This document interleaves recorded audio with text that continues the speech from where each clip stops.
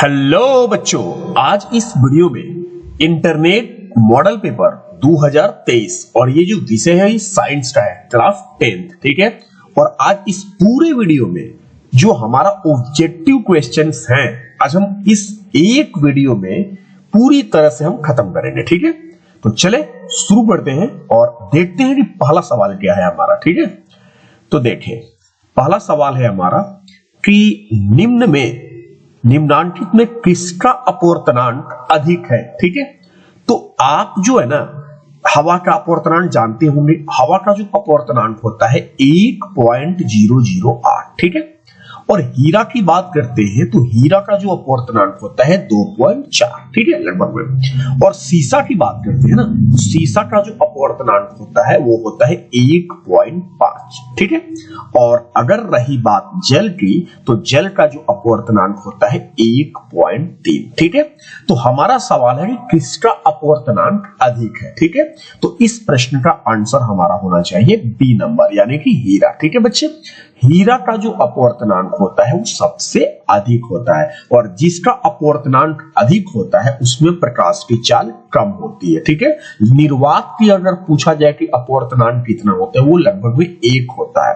ठीक है, और सबसे ज्यादा प्रकाश की चाल अगर किसी में होती है तो वो निर्वात में होती है। ठीक है बच्चे, तो अब हम चलेंगे अपने दूसरे प्रश्न की तरफ।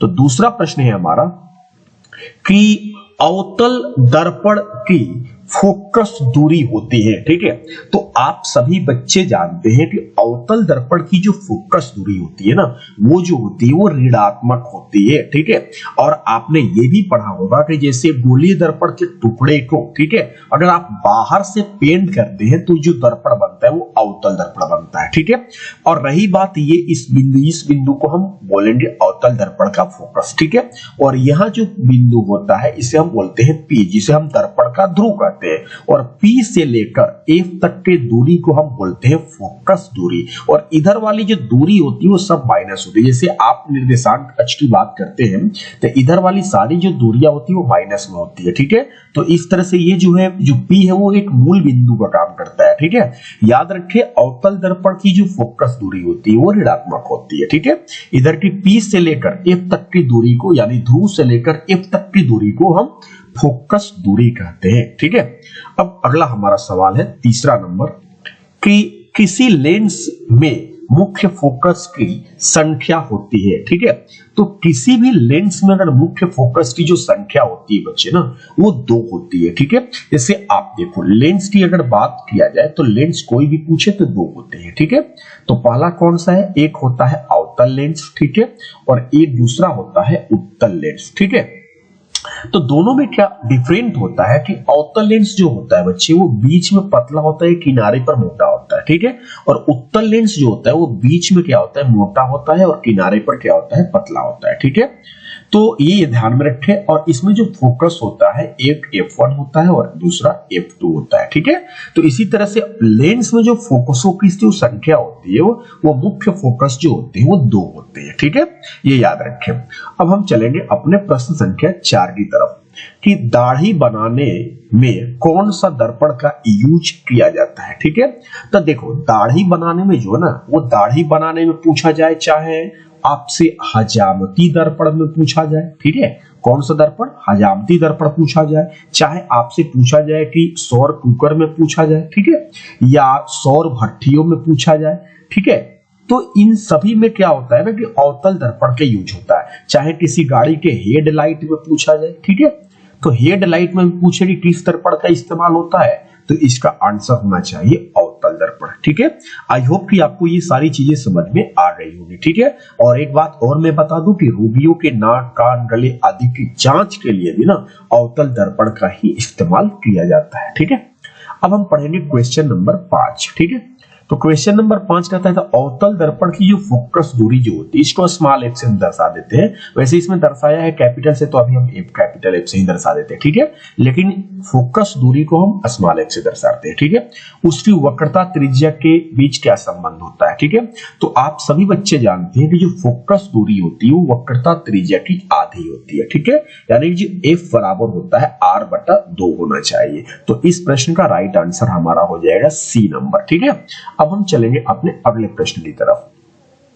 अब अगला हमारा प्रश्न ये है कि निम्नांकित में किस लेंस को अभिसारी लेंस कहते हैं। ठीक है, तो भाई लेंस मैंने आपसे बोला है कि लेंस कितने होते हैं बच्चे, दो होते हैं। कौन कौन सा, एक होता है अवतल और दूसरा होता है बच्चे उत्तल होता है। ठीक है, और अवतल लेंस जो होता है ना वो बीच में पतला होता है, किनारे पर मोटा होता है। ठीक है, और उत्तल लेंस जो होता है वो बीच में मोटा होता है और किनारों पर पतला होता है। ठीक है, इसमें क्या होता है बच्चे कि इसमें जो है ना, थोड़ा सा ध्यान दीजिएगा, इसमें जो प्रकाश की जो किरणें जो होती है जो समांतर जाती थी अपसरित होती है। ठीक है, तो यहाँ पर अवतल लेंस को हम बोलेंगे अपसारी लेंस। ठीक है, ये क्या होती है, फैल जाते हैं, जबकि उत्तल लेंस में ये समांतर मुख्य अक्ष जब समांतर जाती है तो जाकर एक बिंदु पर क्या होती है, मिल जाती है। ठीक है, इसलिए हम कहते हैं उत्तल लेंस को अभिसारी लेंस। ठीक है, तो याद रखेंगे कि किस लेंस को अभिसारी लेंस कहते हैं, किस लेंस को अपसारी लेंस कहते हैं। ठीक है, चलिए आगे बढ़ते हैं। Question number 7। वैसे इस प्रश्न का राइट आंसर क्या होना चाहिए बच्चे,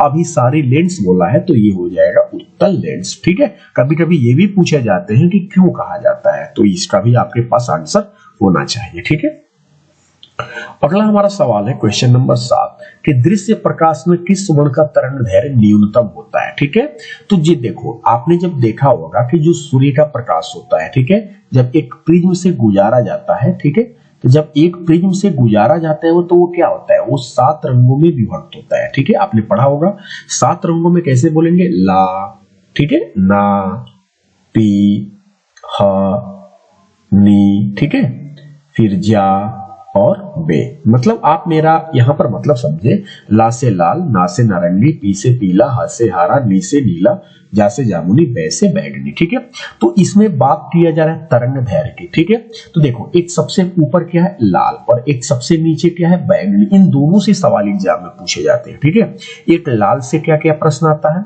कि पूछा जाता है कि सबसे ज्यादा तरंगदैर्घ्य किसका होता है, तो सबसे ज्यादा अगर तरंगदैर्घ्य पूछा जाए तो ज्यादा तरंगदैर्घ्य जो होता है वो लाल का होता है। ठीक है, और पूछा जाए कि लाल का विचलन पूछा जाए या झुकाव पूछा जाए तो सबसे कम विचलन जो होता है वो सबसे कम होता है किसका, लाल का होता है। क्योंकि आप देखो सबसे ज्यादा कौन सा वर्ण झुका हुआ है, बैगनी, तो एक तरंगदैर्घ्य से और दूसरा विचलन से। और पूछा जाए कि ज्यादा तरंगदैर्घ्य किसका होता है तो लाल का, और पूछा जाए कि कम विचलन किसका होता है तो लाल का। ठीक है, और उसी तरह से एक बैगनी से प्रश्न आता है। ठीक है, तो बैगनी से क्या होगा, बैगनी से पूछेगा कम तरंगदैर्घ्य किसका होता है, तो आपको बोलना है कि कम तरंगदैर्घ्य जो होता है वो बैगनी का होता है। अब पूछा जाए कि विचलन किसका ज्यादा होता है, ठीक है, यानी झुकाव किसका ज्यादा होता है, तो विचलन जो होता है सबसे ज्यादा, यानी झुकाव जो सबसे ज्यादा होता है वो बैगनी का होता है। ठीक है, तो मेरे में प्रश्न क्या पूछा है कि तरंगदैर्घ्य न्यूनतम, न्यूनतम का मतलब क्या होता है,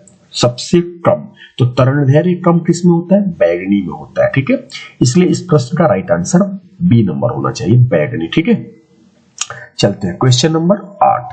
कह रहा है 8 नंबर क्वेश्चन है कि तारों का टिमटिमाना प्रकाश के किस घटना को दर्शाता है। ठीक है, तो भाई तारे जो होते हैं ना वो टिमटिमाने का जो कारण है वो प्रकाश का अपवर्तन होते हैं। ठीक है, बच्चे आप जानते हैं कि जो तारे जो होते हैं वो पृथ्वी से बहुत दूर होते हैं। ठीक है, बहुत दूर होते हैं। ठीक है, पृथ्वी से बहुत दूर होते हैं। ठीक है, अब होता क्या है कि जब तारों से प्रकाश पृथ्वी पर आती है तो बीच में जो वायुमंडल में कई सारी गैसें होती है, ठीक है, और धूल के कण होते हैं। तो ये होता क्या है कि एक प्रकाश का यहाँ पर गैसों और धूल के कणों के साथ जब प्रकाश की किरण जब गुजरती है तो उस प्रकाश की किरणों का अपवर्तन होता है, जिसे हम लोग कभी कभी वायुमंडलीय अपवर्तन भी बोलते हैं। ठीक है ना, तो वायुमंडलीय अपवर्तन के कारण जो तारे होते हैं हमें टिमटिमाते हुए नजर पड़ते हैं। लेकिन असलियत क्या है, असलियत ये है कि तारे असल में टिमटिमाते हैं ही नहीं। ठीक है ना, तो ये याद रखना और इसका राइट आंसर होना चाहिए प्रकाश का अपवर्तन। ठीक है,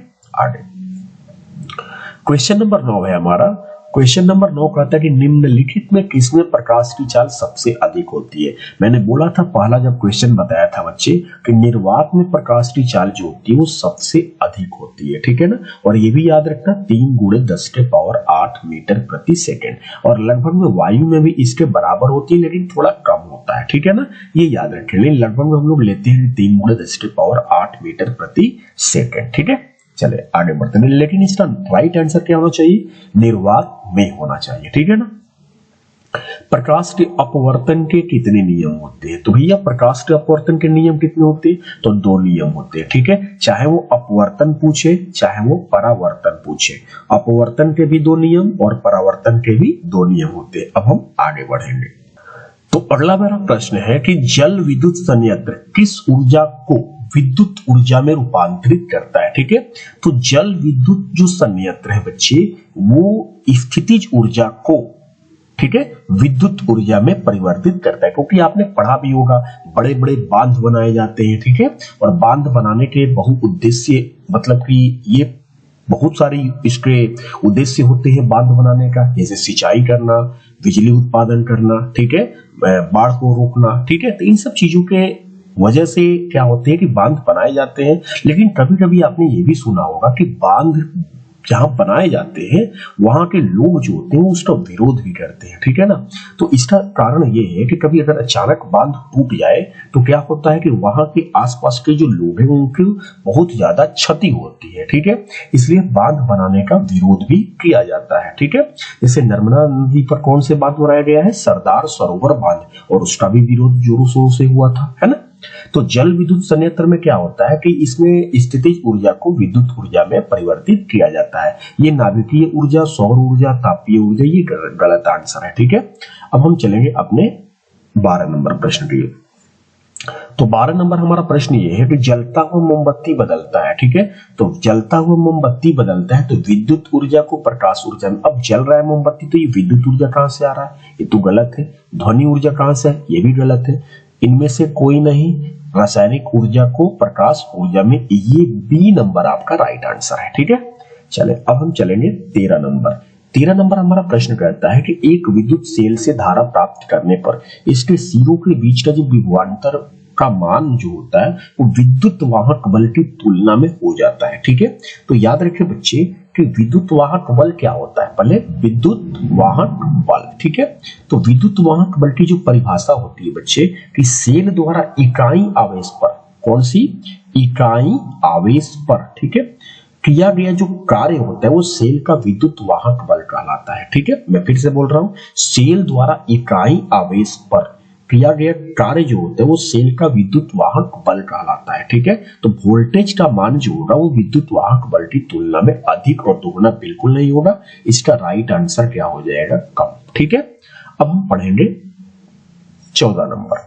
तो 14 नंबर क्या है हमारा प्रश्न? 14 नंबर कहता है कि प्रतिरोधों का मान बढ़ाने के लिए प्रतिरोधकों को जोड़ा जाना चाहिए, समांतर क्रम में, श्रेणी क्रम में, ए और बी दोनों में, इनमें से कोई नहीं, ठीक है। तो अगर प्रतिरोधकों का मान आपको क्या करना है? बढ़ाना है, ठीक है। तो बढ़ाने के लिए आपको जोड़ना होगा श्रेणी क्रम में, ठीक है, सीरीज, ठीक है, इन सीरीज में, ठीक है। इसका कारण ये है बच्चे, सीरीज में जैसे क्या होता है कि जैसे 3 प्रतिरोधक है, सीरीज में जोड़ने का मतलब क्या होता है कि अगर बंद हो तो सारे बंद हो जाते हैं इसमें, ठीक है। अगर एक का प्रतिरोधक जो है ना वो 5 ओम है, दूसरे जो प्रतिरोधक का प्रतिरोध है 10 ओम है, तीसरे का जो है 15 ओम है, तो अगर कुल समतुल्य प्रतिरोध निकाले तो इसको डायरेक्ट जोड़ दिया जाता है, 5 ओम प्लस 10 ओम प्लस 15 ओम, ठीक है। तो ये हो जाएगा 15 10 25 और 5 30 ओम हो जाएगा। लेकिन अगर यही समांतर क्रम की बात आती है तो ये होता है 1/r बराबर 1/5 प्लस 1/10 प्लस 1/15। तो इससे जो रिजल्ट होगा वो कम होगा, ठीक है। तो हमारा जो आंसर क्या होना चाहिए? श्रेणी क्रम होना चाहिए, ठीक है ना। चले अब हम चलेंगे क्वेश्चन नंबर 15 की तरफ। 15 नंबर है विद्युत चुंबक बनाने के लिए प्रायः जिस छड़ का उपयोग होता है, ठीक है। देखो विद्युत चुंबक बनाने के लिए क्या होता है ना, वो नरम लोहा का इस्तेमाल किया जाता है, ठीक है। ध्यान देना बच्चे, विद्युत चुंबक जो होता है वो ये एक अस्थायी चुंबक होता है, ठीक है। कैसा चुंबक होता है? अस्थायी चुंबक होता है, क्योंकि आप जब तक से इसमें विद्युत धारा प्रवाहित करोगे तो ये चुंबकत्व जैसा व्यवहार करेगा, लेकिन जब ही धारा बंद हो जाएगी तो ये अपना चुंबकत्व खो देगा, ठीक है। इसलिए हम कह रहे हैं कि ये एक अस्थायी चुंबक है और इसके लिए नरम लोहा का इस्तेमाल किया जाता है, क्योंकि नरम लोहा का जो चुंबकत्व जो क्षमता होती है वो ज्यादा होती है, ठीक है। चलिए अब हम चलेंगे क्वेश्चन नंबर 16 और 16 नंबर हमारा प्रश्न है कि उच्चतर ताप पर कौन सी प्रक्रिया पूरी की जाती है, ठीक है। तो उच्चतर ताप पर ऑप्शन है नाभिकीय विखंडन, नाभिकीय संलयन, ए और बी दोनों, इनमें से कोई नहीं। तो नाभिकीय विखंडन में क्या होता है बच्चे कि एक बड़ा सा नाभिक होता है, ठीक है, और टूट जाता है। तो बड़ा सा नाभिक को तोड़ने के लिए उसको उच्च ताप देना पड़ेगा, इसलिए इसका राइट आंसर जो होना चाहिए ए नंबर होना चाहिए, ठीक है। कौन सा नंबर बच्चे, ए नंबर होना चाहिए। तो याद रखें, कोई भी पूछे नाभिकीय विखंडन किसे कहते हैं, तो एक भारी नाभिक दो हल्के नाभिकों में टूट जाता है, ठीक है, उसे हम कहते हैं नाभिकीय विखंडन। इसी तरह से प्रश्न किया जाए कि नाभिकीय संलयन क्या है, तो आप कहेंगे कि दो हल्के नाभिक, ठीक है, मैं लिख देता हूं, दो हल्के नाभिक, ठीक है, और जुड़कर एक भारी नाभिक का निर्माण करते हैं, भारी नाभिक का निर्माण करते हैं, इसे हम कहते हैं नाभिकीय संलयन कहते हैं, ठीक है। और ये भी याद रखना कि सूर्य अथवा तारों के पास जो इतनी विशाल ऊर्जा जो होती है, ठीक है, सूर्य अथवा तारों के पास जो इतनी विशाल जो ऊर्जा होती है वो नाभिकीय संलयन के बदौलत ही है, ठीक है। अगर एक प्रश्न ये किया जाए कि हाइड्रोजन बम किस पर आधारित है, तो इसका भी आंसर नाभिकीय संलयन। लेकिन हमारे प्रश्न के अकॉर्डिंग चलिए कि उच्चतर ताप पर कौन सी प्रक्रिया पूरी होती है, तो वो हो जाएगा नाभिकीय विखंडन, ठीक है। अब हम चलेंगे क्वेश्चन नंबर 17 की तरफ। तो 17 नंबर हमारा प्रश्न है कि सौर ऊर्जा को सीधे विद्युत में बदलने वाली युक्ति क्या है, ठीक है।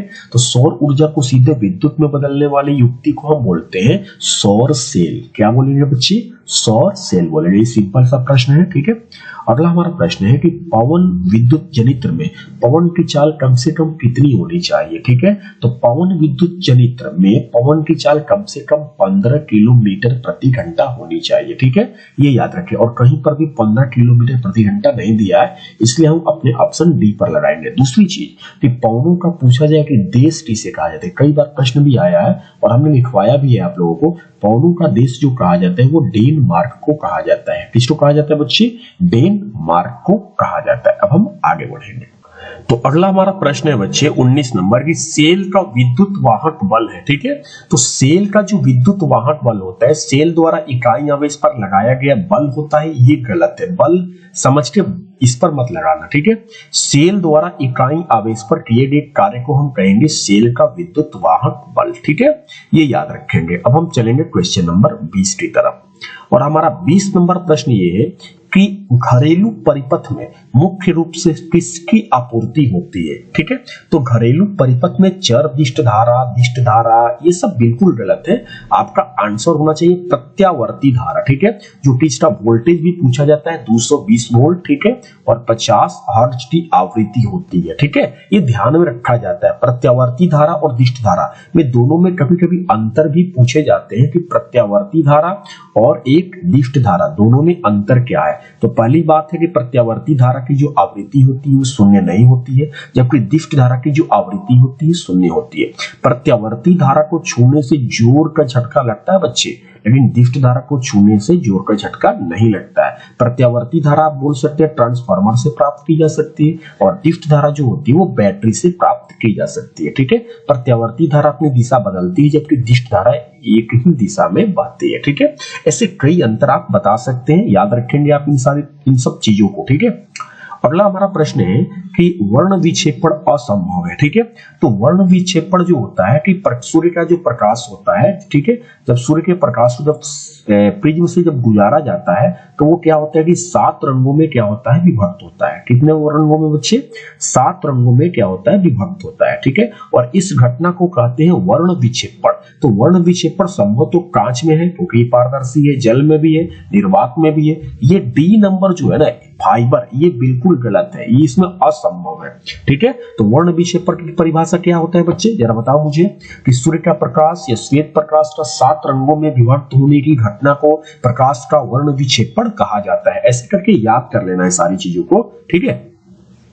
अगला हमारा प्रश्न क्या है 22 नंबर कि वायु में रखा एक कांच का प्रिज्म आपतित किरण को मोड़ देता है। तो अभी मैं बार बार ये चित्र बना रहा हूं कि ये प्रिज्म है कांच का, ठीक है। और जब ये सूर्य का प्रकाश जब गुजारा जा रहा है तो ये क्या नीचे की ओर जा रहा है, यानी कि नीचे क्या है, आधार है। नीचे क्या है बच्चे, आधार है, तो यानी आधार की ओर जा रहा है। इसलिए इसका राइट आंसर जो होना चाहिए वो डी नंबर होना चाहिए, आधार की ओर मोड़ देता है, ठीक है। अगला सवाल है 23 नंबर क्या है कि Zn + O2 ZnO ठीक है, यानी जिंक प्लस O2 यानी कि जिंक जो है ऑक्सीजन से क्रिया करके जिंक ऑक्साइड का निर्माण करता है। तो ये पूछ रहे किस प्रकार की अभिक्रिया है, ठीक है, अपघटन है, बिल्कुल नहीं है। अपघटन में क्या होता है बच्चे कि एक बड़ा सा पदार्थ टूटता है और दो छोटे छोटे पदार्थों में बढ़ जाता है। तो ये एक से अगर दो हो जाए ना तो आप कहेंगे कि ये अपघटन है, ठीक है। और वही बात विस्थापन की, तो इसमें अधिक क्रियाशील तत्व कम क्रियाशील तत्व को विस्थापित कर रहा है। यहाँ विस्थापन नहीं हो रहा है, यहाँ पर Zn और O2 ये मिलकर जिंक ऑक्साइड यानी ZnO का निर्माण कर रहा है। तो दो से एक हो रहे हैं, दो से क्या हो रहे हैं, एक हो रहे हैं। तो इसका सीधा आंसर होना चाहिए संयोजन। क्या होना चाहिए बच्चे, संयोजन, ठीक है। अच्छा, अब संयोजन नहीं दिया तो दूसरी बात है कि यहाँ ऑक्सीजन का क्या हो रहा है, संयोग हो रहा है, ठीक है। तो जब ऑक्सीजन का संयोग हो रहा है तो हम उसको बोलते हैं उपचयन। क्या बोलते हैं बच्चे, उपचयन, ठीक है। और याद रखें जब भी कोई प्रश्न करे कि उपचयन अभिक्रिया क्या होती है तो आपका आंसर होनी चाहिए कि ऑक्सीजन उपचयन अभिक्रिया वैसी अभिक्रिया है जिसमें ऑक्सीजन का संयोग होता है। तो आप देखो जिंक के साथ ऑक्सीजन का संयोग हो रहा है तो जिंक ऑक्साइड बन रहा है, तो सीधी सी बात है कि उपचयन होगा, ठीक है। अगर उपचयन ना होता तो हम संयोजन पर लगा देते क्योंकि दो से एक हो रहा है, ठीक है। चलो आगे बढ़ते हैं। अगला है हमारा कि खाने वाला सोडा का रासायनिक सूत्र क्या होता है, ठीक है। तो खाने वाला सोडा का जो रासायनिक सूत्र होता है बच्चे वो होता है NaHCO3, ठीक है। इसको हम लोग बोलते हैं सोडियम कार्बोनेट, ठीक है, सोडियम बाइकार्बोनेट या सोडियम हाइड्रोजन कार्बोनेट। तो या आप बाई लगाइए या आप हाइड्रोजन लगाइए, ठीक है। तो सोडियम बाइकार्बोनेट इसको हम बोलते हैं खाने वाला सोडा, ठीक है। एक होता है धुआं सोडा जिसको हम लोग बोलते हैं Na2CO3 into 10H2O, ठीक है। इसको हम धुआं सोडा या धोबिया सोडा के नाम से भी जानते हैं, ठीक है। और एक होता है NaOH जिसे हम बोलते हैं कास्टिक सोडा। क्या बोलते हैं बच्चे, कास्टिक सोडा। ये सब चीजों को याद रखना है आप लोगों को, ठीक है ना। चले आगे है 25 नंबर हमारा प्रश्न है कि कमरे के ताप पर द्रव अवस्था में रहने वाली धातु, ये ध्यान देना क्या पूछा है, धातु। तो कमरे के ताप पर द्रव अवस्था में रहने वाली जो धातु है वो है पारा, ठीक है। क्या बच्चे, पारा। पारा का जो संकेत होता है Hg होता है, इसका रोल नंबर जो होता है वो 80 होता है, ठीक है। अगर ये पूछा जाए कि वो अधातु कौन सा है, ठीक है, जो कमरे के ताप पर द्रव अवस्था में रहता है, ठीक है। तो ये अब अधातु पूछे तो आपको बताना है ब्रोमीन, ठीक है। क्या बताना बच्चे, ब्रोमीन। तो ये ध्यान देना है कि जब भी अगर पूछे कमरे के ताप पर द्रव अवस्था में रहने वाली धातु तो ही आप पारा पर लगाएंगे। अगर अधातु पूछ दिया तो आप ब्रोमीन पर लगाएंगे, ठीक है ना। किस पर लगाएंगे आप, ब्रोमीन पर लगाएंगे, ठीक है। अब हम आगे बढ़ेंगे। तो 26 नंबर हमारा प्रश्न ये है बच्चे कि आवर्त सारणी के शून्य समूह का तत्व इनमें से कौन सा है, हाइड्रोजन है कि ऑक्सीजन है कि हीलियम है कि क्लोरीन है। तो पहली बात ये है कि आवर्त सारणी के जो शून्य समूह होता है, ठीक है, उसमें अक्रिय गैसों को रखा गया है, ठीक है। अक्रिय गैस, अक्रिय गैस को हम लोग बोलते हैं उत्कृष्ट गैस, ठीक है, या इसे आप बोलेंगे अस्थाई गैस, ठीक है, या आप इसे बोल सकते हैं निष्क्रिय गैस, ठीक है। तो कई नामों से जाना जाता है। तो शून्य समूह में जो तत्व रखे गए हैं उन्हें इन नामों से जाना जाता है, अक्रिय गैस या उत्कृष्ट गैस या अस्थाई गैस या निष्क्रिय गैस। तो ये गैसें होती क्या है, ठीक है, ये भी जान जाना है। तो ये गैसें जो होती हैं आपने देखा कि अस्थाई यानी कि ये अस्थाई होती है, ठीक है, यानी ये किसी के साथ भी अभिक्रिया नहीं करती है, ठीक है। आपने देखा कि यहाँ पर निष्क्रिय भी लिखा हुआ है, निष्क्रिय ने अभिक्रिया नहीं करती है क्योंकि इसका जो अवतक होता है, ठीक है, यानी जो इसका जो बाहरी कक्ष होता है, बाहरी कक्ष जो होता है वो पूरा पूरा क्या होता है, भरा हुआ रहता है, ठीक है। इसलिए ये किसी के साथ अभिक्रिया नहीं करती, ये अस्थाई है, ये निष्क्रिय है, ठीक है। तो आपको इनमें से देखना है कि कौन सा है, ठीक है। तो इसका राइट आंसर हीलियम है बच्चे। क्यों, क्योंकि हीलियम का रोल नंबर जो होता है 2 होता है, ठीक है। और अगर आप इसका इलेक्ट्रॉनिक विन्यास करते हैं तो K2, तो आप जानते हैं बच्चे कि K में ज्यादा से ज्यादा 2 ही इलेक्ट्रॉन रहते हैं, ठीक है। और 2 इलेक्ट्रॉनों से ये पहला जो सेल है K, ये 2 इलेक्ट्रॉनों से पूरा पूरा भरा हुआ है, यानी कि इसका बाहरी कक्ष पूरा भरा हुआ है, इसलिए इसे हम अक्रिय गैसों की श्रेणी में रखते हैं, ठीक है। तो हीलियम है, नियान है, आर्गन है, क्रिप्टन है, जिनान है, रेडॉन है, ये सब के सब अक्रिय गैसें हैं, ठीक है। और शून्य समूह को हम वर्ग 18 भी बोलते हैं, ठीक है। तो ये भी ध्यान में आप रखे रहे, ठीक है। चलिए आगे बढ़ते हैं क्वेश्चन नंबर 27 की तरफ। तो क्वेश्चन नंबर 27 है बच्चे, कि सोडियम कार्बोनेट, ठीक है, सोडियम कार्बोनेट के जलीय विलयन, ठीक है, इसमें क्या किया जा रहा है कि मेथिल ऑरेंज का विलयन, ठीक है, मेथिल ऑरेंज का विलयन मिलाने पर विलयन का रंग परिवर्तित होकर निम्नलिखित में कैसा हो जाता है, ठीक है। तो पहली बात आप याद रखें कि मेथिल ऑरेंज, ठीक है, ये एक सूचक है। ये क्या है बच्चे? एक सूचक है जो रंग में परिवर्तन के द्वारा ये बताता है कि कौन सा विलयन अम्लीय है, कौन सा विलयन क्षारीय है, ठीक है। तो इस तरह से हमने आपको बताया कि मेथिल ऑरेंज एक सूचक है जो कि ये क्षारीय माध्यम जो होता है, ये क्षारीय माध्यम में क्या हो जाता है? पीला हो जाता है बच्चे, ठीक है। और अगर कहा जाए कि अम्लीय माध्यम में क्या हो जाएगा, ठीक है, अगर प्रश्न किया जाए कि अम्लीय माध्यम में क्या हो जाएगा, तो ये याद रखेंगे कि ये लाल हो जाता है, ठीक है। अब इधर आते हैं, इधर क्या है? सोडियम कार्बोनेट का जलीय विलयन है, ठीक है। तो सोडियम कार्बोनेट जो होता है बच्चे, ठीक है, ये आप इसका सूत्र Na2CO3 बोल सकते हैं, Na2CO3, ठीक है। और ये जो इसको हम धोवन सोडा भी कहते हैं, ठीक है। और ये जो होता है ये एक सामान्य लवण होता है, ठीक है, सामान्य क्या होता है? लवण होता है। और इसका जो जलीय विलयन की बात की जाए, जब इसकी जलीय विलयन की बात की जाए ना, तो जलीय विलयन जो होता है ये क्षारीय होता है। कैसा होता है? क्षारीय होता है। मैं फिर से बोल रहा हूं, सोडियम कार्बोनेट का जलीय विलयन की बात की जाए तो वो क्षारीय होता है, ठीक है। तो अब हम देखें कि यहाँ पर हमने बताया कि मेथिल ऑरेंज क्षारीय माध्यम में क्या हो जाता है? पीला होता है। और यहाँ पर सोडियम कार्बोनेट का जलीय विलयन है जो कि क्षारीय होता है। और ये सूचक मेथिल ऑरेंज जो है ये क्षारीय माध्यम में क्या हो जा रहा है? पीला हो जा रहा है। इसलिए इस प्रश्न का जो राइट आंसर होना चाहिए ना, वो पीला होना चाहिए, यानी कि ए नंबर इसका राइट आंसर होगा, ठीक है। अब हम चलेंगे क्वेश्चन नंबर 28 की तरफ। तो 28 क्या है? ग्लोबल वार्मिंग के लिए उत्तरदायी गैस कौन सी होती है, ठीक है। तो ग्लोबल वार्मिंग के लिए उत्तरदायी गैस जो है वो कार्बन डाइऑक्साइड, इसे क्या बोलते हैं बच्चे? Carbon dioxide. पूछा जाए ग्लोबल वार्मिंग क्या है, ठीक है, तो आप इसका आंसर दे दीजिए कि पृथ्वी के तापमान में आवश्यकता से अधिक बढ़ जाना, पृथ्वी के तापमान का औसतन से अधिक हो जाना तापमान, ये कहलाता है ग्लोबल वार्मिंग, ठीक है। और इससे इसकी ये जो है प्रदूषण के कारण ये ऐसा हो रहा है, ठीक है। और इसका उत्तरदायी गैस की बात की जाए तो वो हो जाएगा कार्बन डाइऑक्साइड, ठीक है।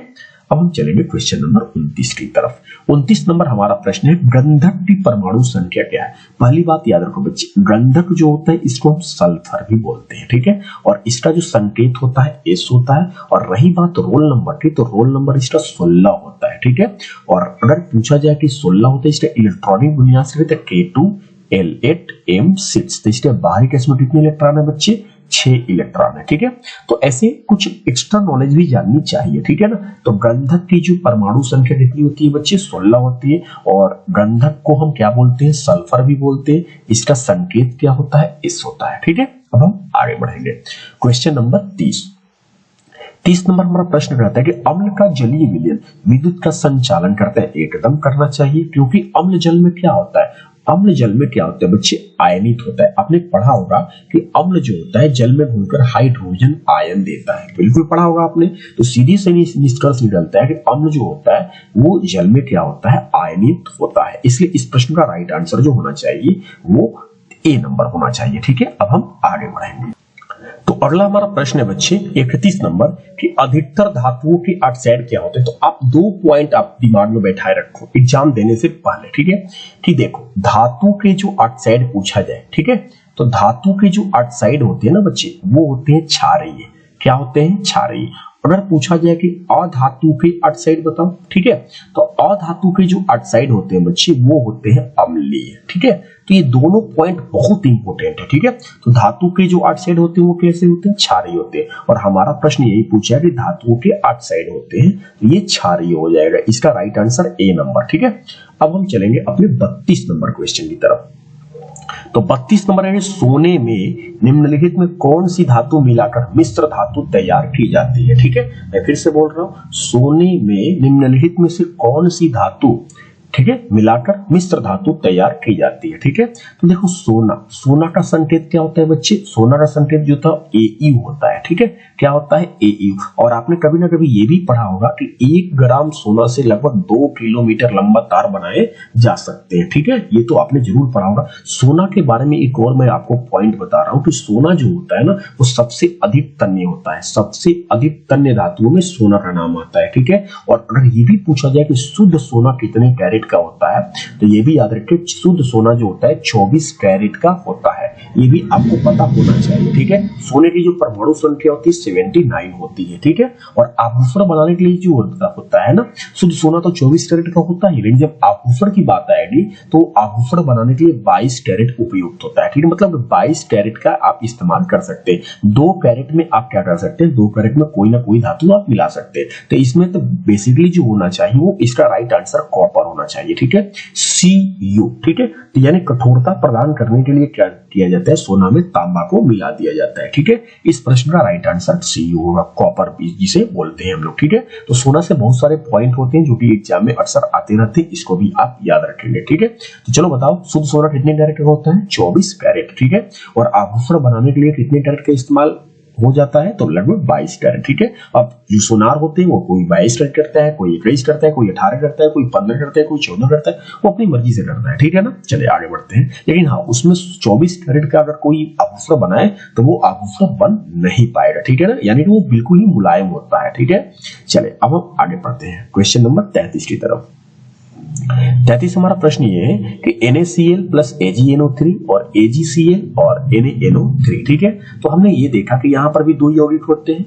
ठीक है, और ये दोनों यौगिक अपने आयनों का अदला बदली करके 2 नए यौगिक का निर्माण किए हुए हैं। ठीक है, इसलिए हम इसे बोलेंगे द्विविस्थापन अभिक्रिया। तो कोई प्रश्न किया जाए कि द्विविस्थापन अभिक्रिया किसे कहते हैं, द्विविस्थापन अभिक्रिया में आपका आंसर होनी चाहिए कि 2 यौगिक अपने आयनों का अदला बदली करके 2 नए नए यौगिक का निर्माण करें, इसे हम बोलेंगे द्विविस्थापन अभिक्रिया। संयोजन में क्या होता है, 2 से क्या होता है बच्चे, 1 हो जाता है। ठीक है, वियोजन में क्या होता है, 1 से 2 हो जाता है। ठीक है, विस्थापन में क्या होता है, अधिक क्रियाशील तत्व कम क्रियाशील तत्व को क्या कर देता है, विस्थापित कर देता है। ठीक है, ये सब चीजें याद रखनी है आपको। ठीक है, अगला प्रश्न है हमारा सिलिकॉन है। तो ठीक है, तो सिलिकॉन का जो संकेत होता है SI होता है और इसका रोल नंबर होता है 14 होता है। ठीक है, तो ये सिलिकॉन जो है एक उप धातु है। क्या है बच्चे, उप धातु। अब मैं पूछूं उप धातु किसे कहते हैं, तो उप धातु जो होता है वो इसमें धातु और प्लस अधातु, ठीक है, दोनों के गुण हो उसे हम बोलेंगे उप धातु। ठीक है, इसलिए इस प्रश्न का राइट आंसर जो होना चाहिए वो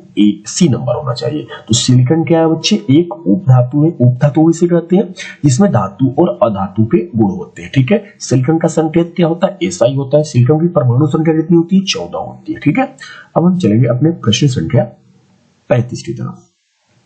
35 नंबर प्रश्न है कि वे तत्व जिनके बाहरी सेल पूर्णतः भरे होते हैं। तो मैंने आपको थोड़ी देर पहले ही बताया कि जिनके बाहरी सेल पूर्ण रूप से भरे हुए होते हैं उन्हें हम बोलते हैं उत्कृष्ट गैस। क्या बोलते हैं बच्चे, उत्कृष्ट गैस बोले, चाहे आप इसे बोले निष्क्रिय गैस बोले, चाहे आप इसे बोले अस्थायी गैस बोले, चाहे आप इसे अक्रिय गैस बोले। ठीक है, कई नामों से ये जाना जाता है। ठीक है, तो उत्कृष्ट गैस इसका राइट आंसर होना चाहिए क्योंकि इनके बाहरी सेल पूर्ण रूप से भरे होते हैं। जैसे हमने बोला था ना, हीलियम है, नियान है, ठीक है, फिर जाकर आर्गन है, क्रिप्टन है, जेनान है, रेडान है, ये सब अक्रिय गैसों में आते हैं। ठीक है, क्वेश्चन नंबर है खड़िया का रासायनिक सूत्र क्या है। ठीक है, 36 खड़िया का रासायनिक सूत्र क्या है, CaHCO3 का होल ट्वाइस, ये गलत है। OCaOCl ये भी गलत है और CaCl2 ये भी गलत है। याद रखें बच्चे, खड़िया का जो रासायनिक सूत्र होता है CaCO3 होता है। ठीक है, इसे हम बोलते हैं कैल्शियम। ठीक है, कैल्शियम कार्बोनेट। क्या बोलते हैं बच्चे, कैल्शियम कार्बोनेट। अगर ये भी पूछा जाए कि संगमरमर का सूत्र क्या होता है, तो ये भी आप याद रखें, संगमरमर का सूत्र जो होता है ये भी CaCO3 ही होता है। अगर पूछा जाए कि चौक का सूत्र क्या होता है, तो ये भी CaCO3 ही होता है। ठीक है, अगर पूछा जाए कि चूना पत्थर का सूत्र क्या होता है, तो इसका भी राइट आंसर CaCO3 होगा। तो कई तरह के प्रश्न किए जा सकते हैं, खड़िया पूछे, चूना पत्थर पूछे, कैल्शियम कार्बोनेट पूछे, संगमरमर पूछे, चौक पूछे, इसका राइट आंसर CaCO3 होना चाहिए। ठीक है, अब हम अगले प्रश्न की तरफ बढ़ेंगे। तो 37 नंबर हमारा प्रश्न है बच्चे कि निम्नांकित में कौन सबसे अधिक अम्लीय ऑक्साइड है। ठीक है, तो मैंने आपको थोड़ी देर पहले बताया कि अधातु के जो ऑक्साइड होते हैं बच्चे, अधातु के जो ऑक्साइड होते हैं वो क्या होते हैं, अम्लीय होते हैं। ठीक है, तो आप यहां देखो कि यहाँ एस सल्फर है और सल्फर क्या है बच्चे, अधातु है।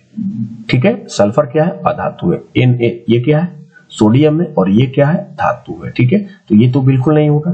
Mg मैग्नीशियम है और ये भी क्या है, धातु है, ये भी बिल्कुल नहीं होगा। Ca कैल्शियम, ये भी क्या है, धातु है, ये भी नहीं होगा। तो ये C हो चाहे B हो चाहे D हो, ये सब धातु के ऑक्साइड है, जबकि A वाला जो ऑप्शन है ये अधातु के ऑक्साइड है। और हमने पढ़ाया आपको कि अधातु के जो ऑक्साइड होते हैं बच्चे वो अम्लीय होते हैं, इसलिए इसका राइट आंसर जो होना चाहिए A नंबर इसका सही आंसर है। ठीक है, अगला हमारा प्रश्न है 38 नंबर कि एल्काइन का सूत्र, एल्काइन का इसमें कौन सा मतलब कि सदस्य है। ठीक है, एल्काइन का, तो आप तीन बातें याद रखनी है। देखो आप इसे याद रखो, एल्केन होता है एक, ठीक है, एक होता है एल्कीन, ठीक है, और एक होता है एल्काइन। ठीक है, आप तीनों का सूत्र याद रखो। इसका सूत्र होता है CnH2n+2, ठीक है, और इसका होता है CnH2n, और इसका सूत्र होता है CnH2n-2। ठीक है, तो आप यहां पर नोटिस करो, तो यहां पर 2 लगा हुआ है, यहां पर 2 हटा हुआ है, और जबकि यहाँ पर 2 घटा हुआ है। तो आप ऐसे बोल सकते हो ना, 2 लगा के 2 हटा के 2 घटा के, ठीक है, ऐसे याद कर सकते हो आप। एल्केन, एल्कीन, एल्काइन, इन तीनों का सूत्र याद रखो। पहला वाला सूत्र एल्केन में 2 लगा के, एल्कीन में 2 हटा के और एल्काइन में 2 घटा के। ठीक है, तो चलो अब देखो कि इसमें कौन एल्काइन का है, तो एल्काइन वाला तो ये होना चाहिए ना, CnH2n-2। ठीक है, तो आप यहाँ पर नोटिस करो कि यहाँ पर जो आया हुआ है सी नंबर जो ऑप्शन है, यहाँ पर सी के कितने परमाणुओं की संख्या है, 2 है। ठीक है, तो आप यहाँ n की जगह पर 2 रखो। ठीक है, ओके, अब यहाँ पर देखो 2, n की जगह पर 2 रखो, तो 2 दूना के 4, 4 में से 2 घट जाएगा तो 2, यानी कि इसका राइट आंसर जो है C2H2। इसका राइट आंसर कौन सा होना चाहिए बच्चे, सी नंबर, C2H2 एल्काइन का इसमें सदस्य। ठीक है, बाकी सब रखोगे तो ये आप पता चलेगा कि कोई एल्केन पर है, कोई एल्कीन पर है, लेकिन एल्काइन पर मात्र यही है, सी नंबर, आप चेक कर सकते हो इनका मान रख के। ठीक है, चलिए क्वेश्चन नंबर 39। ठीक है, तो 39 कहता है कि CH3O-C2H5 का IUPAC नाम। ठीक है, अगर कोई पूछे ना बच्चे कि IUPAC का फुल फॉर्म क्या होता है, तो I से बताना इंटरनेशनल, INTERNATIONAL, इंटरनेशनल। U से पूछा जाए यूनियन, UNION। ठीक है, UNION, यूनियन। ठीक है, ऑफ। अब देखो P का होता है प्योर। ठीक है, इंटरनेशनल यूनियन ऑफ प्योर। ठीक है, और फिर यहाँ पर ए है तो आप यहाँ पर एंड लगा के अप्लाइड कर सकते हो। ठीक है, अप्लाइड का स्पेलिंग होता है APPLIED, अप्लाइड, और फिर अंत में क्या आया सी, तो इसका मतलब बता सकते हो केमिस्ट्री, CHEMISTRY। ठीक है, तो IUPAC का आप नाम जानो, international union of pure and applied chemistry. ठीक है, और CH3O-C2H5 इसका जो IUPAC नाम की अगर बात किया जाए तो IUPAC नाम होता है बच्चे मेथॉक्सी एथेन। ठीक है, अगर सामान्य नाम पूछा जाए तो इसी का नाम होता है एथिल मेथिल ईथर। ठीक है, मैं फिर से लिखता हूं, एथिल मेथिल ईथर, यहां पर लिखा भी है बी नंबर। ठीक है, तो चले ठीक है, तो एथिल मेथिल ईथर भी बोलते हैं मेथॉक्सी एथेन को, लेकिन IUPAC नाम होता है मेथॉक्सी एथेन। ठीक है, और जो O जो क्रियाशील समूह होता है ये ईथर का होता है बच्चे। ठीक है, उसी तरह से CO जो होता है वो कीटोन का होता है, किसका होता है, कीटोन का, और OH पूछा जाए किसका होता है तो आप बताना एल्कोहल का होता है। ठीक है, किसका होता है, एल्कोहल। ये सब चीजें याद होनी चाहिए ना आपको, एल्कोहल का होता है। उसी तरह से पूछा जाए CHO ये किसका होता है तो ये होता है एल्डिहाइड का होता है। ठीक है, एल्डिहाइड का। COOH ये किसका होता है, ये होता है कार्बोक्सिलिक अम्ल का होता है। ठीक है, कार्बोक्सिलिक अम्ल, आप इसे सही से कर देना, कार्बोक्सिलिक अम्ल का होता है। ठीक है, चले अब हम आगे बढ़ेंगे। तो हमारा प्रश्न संख्या 40 है बच्चे कि निम्न में कौन सा यौगिक ईंधन, ठीक है, ईंधन के रूप में इस्तेमाल किया जाता है। ठीक है, प्रोपेनॉल, इथेनोइक अम्ल, एथेनॉल या इनमें से सभी। ठीक है, तो ईंधन के रूप में जो इस्तेमाल किया जाता है वो एथेनॉल का किया जाता है। ठीक है बच्चे, एथेनॉल एक तरह का एल्कोहल है। ठीक है, क्या है बच्चे, एल्कोहल है। ठीक है ना, जिसका उपयोग ईंधन के रूप में किया जाता है। ठीक है, अब हम 41वां प्रश्न को देखेंगे। 41 नंबर हमारा प्रश्न है कि सोडियम हाइड्रोक्साइड जिंक से अभिक्रिया करके निम्नलिखित में कौन सा उत्पाद बनाता है। ठीक है, चार ऑप्शन आपके सामने है। तो सोडियम हाइड्रोक्साइड का सूत्र क्या होता है बच्चे, NaOH। ठीक है, और ये किससे अभिक्रिया कर रहा है, ये कर रहा है जिंक से, तो Zn। ठीक है, और ये अभिक्रिया करके बनाता है Na2ZnO2। ठीक है, Na2ZnO2। इसे हम बोलते हैं, जानते हो क्या बच्चे बोलते हैं, इसे हम बोलते हैं सोडियम जिंकेट। क्या बोलते हैं, सोडियम जिंकेट। अब प्लस में एक गैस निकलती है, हाइड्रोजन गैस। ठीक है, तो इस तरह से हमारा जो राइट आंसर होना चाहिए Na2ZnO2 कहां पर दिया हुआ है, तो Na2 यहां पर नहीं है, Na2 यहां पर, ये Zn2 NaB नंबर में Na2ZnO2 प्लस H2, ये बिल्कुल सही आंसर है, ये डी नंबर भी गलत है। ठीक है, तो ये याद रखें, सोडियम जिंकेट इसे बोला जाता है। ठीक है, और प्लस में हाइड्रोजन गैस भी देता है। ठीक है, प्रश्न संख्या है हमारा 42 नंबर। 42 कहता है धोबिया सोडा का रासायनिक सूत्र क्या है, तो Na2CO3 × 10H2O, इसे हम लोग बोलते हैं धोवन सोडा। क्या बोलते हैं बच्चे, धोवन सोडा। तो भाई धोवन सोडा को धोबिया सोडा बोला जाता है। ठीक है, और CaCO3 को हम लोग बोलते हैं कैल्शियम कार्बोनेट, या इसे आप बोलेंगे चूना, पत्थर, खड़िया, चौक, ये सब चीजें याद होनी चाहिए आपको। NaHCO3 इसे बोलते हैं सोडियम हाइड्रोजन कार्बोनेट या सोडियम बाई कार्बोनेट, इसे हम लोग बोलते हैं खाने वाला सोडा। ठीक है, खाने वाला सोडा। ठीक है, अब CaOH का होल ट्वाइस, इसे हम लोग बोलते हैं बुझा हुआ चूना। क्या बोलते हैं बच्चे, बुझा हुआ। अरे ये कई बार एग्जाम में पूछे जाते हैं, बुझा हुआ चूना का सूत्र क्या होता है, बिना बुझा हुआ चूना का सूत्र क्या होता है, बिना बुझा हुआ चूना। ठीक है, तो इसका जो सूत्र होता है बच्चे, ये होता है CaO, कैल्शियम ऑक्साइड, इसी को हम लोग कली चूना भी बोलते हैं। ठीक है, तो ये सब चीजें याद होनी चाहिए। चलो फिर से बोलो, धोवन सोडा सूत्र बताओ बच्चे, Na2CO3 × 10H2O। ठीक है, NaHCO3 ये किसका सूत्र है, खाने वाला सोडा, और CaCO3 को क्या बोलते हैं, कैल्शियम कार्बोनेट, चूना, पत्थर, खड़िया, चौक, ये सब बोलते हैं। ठीक है, संगमरमर। ठीक है, CaOH का होल ट्वाइस, बुझा हुआ चूना। अगर बिना बुझा हुआ चूना बोल दे तो CaO होना चाहिए। अब हम 43 नंबर की तरफ जाए। तो हमारा प्रश्न संख्या 43 नंबर है बच्चे कि अम्लराज। ठीक है, अम्लराज को एक्वारेजिया भी कहा जाता है। ठीक है, ये कर रहा है कि सांद्र HNO3 को हम लोग बोलते हैं नाइट्रिक अम्ल। क्या बोलते हैं बच्चे, नाइट्रिक अम्ल। ठीक है, और सांद्र HCl और HCl को क्या बोलते हैं, हाइड्रोक्लोरिक अम्ल, हाइड्रोक्लोरिक अम्ल। ठीक है, तो कहता है कि इसका अनुपात क्या होता है। ठीक है, तो देखो HNO3 और रेशियो HCl यानी नाइट्रिक अम्ल और हाइड्रोक्लोरिक अम्ल के 1:3 के मिश्रण में अगर हो तो इसे हम कहेंगे अम्लराज। ठीक है, अगर ऐसा पूछा जाए कि HCl और रेशियो है HNO3, तो अगर ऐसा पूछा जाए तो ये अनुपात पलट जाएगा, 3:1 हो जाएगा। ठीक है, लेकिन यहाँ पर हमारा पहले नाइट्रिक अम्ल फिर हाइड्रोक्लोरिक अम्ल, तो इसलिए इसका राइट आंसर होना चाहिए A नंबर। ठीक है, इसमें क्या होता है कि ये अम्लराज जो होता है बच्चे, एक्वारेजिया जो होता है, ये जैसे सोना हो गया, प्लेटिनम हो गया। ठीक है, इन सब चीजों को गलाने में क्या किया जाता है, इसका यूज किया जाता है। ठीक है, अब हम प्रश्न संख्या 44 की तरफ देखें। कहता है 44 नंबर, किसी अभिक्रिया में भाग लेने वाले पदार्थ कहलाते हैं। अरे भाई मैंने तो शुरुआत में केमिस्ट्री में पढ़ाया था ना आप लोग को, जिसे A है और B है। ठीक है, ये दोनों आपस में अभिक्रिया करके AB का निर्माण करते हैं। तो जो A और B है ना, जो अभिक्रिया में भाग लेते हैं, इन्हें हम बोलते हैं अभिकारक। ठीक है, क्या बोलते हैं, अभिकारक। तो यहाँ पर तो यही पूछा है ना कि भाग लेने वाले पदार्थ क्या कहलाते हैं, भैया अभिकारक कहलाते हैं। अगर ये पूछता कि जो नया पदार्थ बना है उसे क्या कहते हैं, तो हम लोग बोलते हैं उसे प्रतिफल बोलते हैं या इसे उत्पाद कहा जाता है। ठीक है, इसलिए इस प्रश्न का राइट आंसर होना चाहिए बी नंबर होना चाहिए। ठीक है, अब हम चलेंगे प्रश्न संख्या 45 की तरफ। तो 45 नंबर हमारा प्रश्न है कि निम्न में कौन अम्लीय ऑक्साइड है। ठीक है, तो अम्लीय ऑक्साइड में बार बार बोल रहा हूं कि अम्लीय ऑक्साइड जो होते हैं वो अधातु वाले होते हैं। ठीक है, तो यहाँ Mg है, मैग्नीशियम है, ये तो भैया धातु है, ये तो बिल्कुल नहीं होगा। ये सल्फर है, सल्फर तो अधातु है, तो ये तो बिल्कुल हो जाएगा हमारा। ठीक है, तो इसका राइट आंसर डी नंबर। अब यहाँ पर कॉपर है, कॉपर क्या है? तांबा, तांबा क्या है? धातु है, ये तो बिल्कुल नहीं होगा।